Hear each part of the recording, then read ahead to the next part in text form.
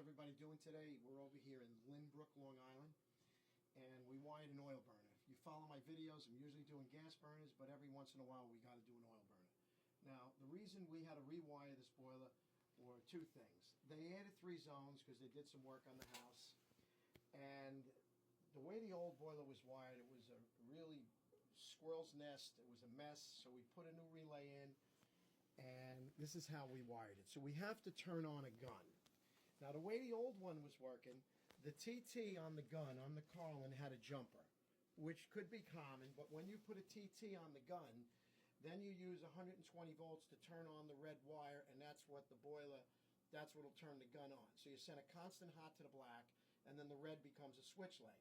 Now, if you're going to use the TT, you can energize the black and the red together, and then you just take the jumper off and you use the TT. So here's what we did. It's kind of interesting.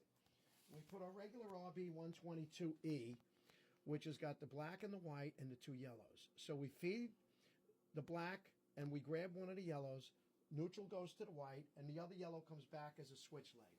So as soon as the power turns on, it's going to go through the low water cutoff. It has to see water before anybody gets power. We send power over to the gun. Then we bring power to the relay. Now, we had 7 zones to deal with here. So since we had 7 zones, we had to add an additional 1 zone relay. So what happens here when you have to do this, you just come off your common and your normally open, and you parallel to your XX, which is your main end switch.